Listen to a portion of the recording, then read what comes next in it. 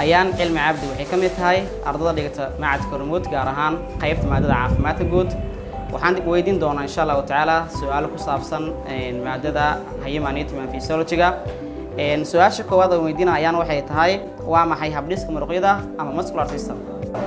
habdhiska muruqyada wuxuu ka kooban yahay muruqyada fara badan waxaana keenaa dhaqdhaqaaqa jirka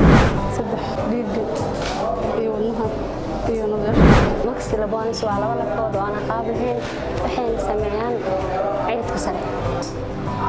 symptomatic bones waa laba lafood oo aan qaab lahayn waxayna sameeyaan daamanka iyo godadka isha regal bones waa laba lafood oo aad u yar kuna yaala maqarka lafeedka indhaha waxayna qaabilsiin idinka ka timaada indhaha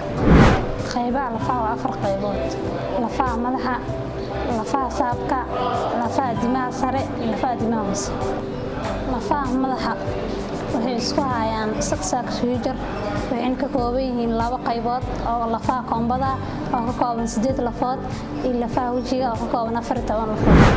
cudurka duumada waxaa sababa afarta plasmodium oo kala plasmodium falciparum plasmodium facicis plasmodium mufela iyo plasmodium malaria jabto waa cudur faafo oo ku dhaca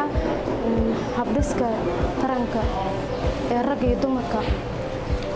isla markaana lahaan kaca caabuqa una badan bulshada dhexdeeda waxa uu ku fidaa cudurka jabtada hadday isku tagaan laba qof midkood qabo cudurka jabtada sidoo kale waxa uu ku fidaa hooyada oo kale oo gudbi karta canuggeeda ku jira caloosha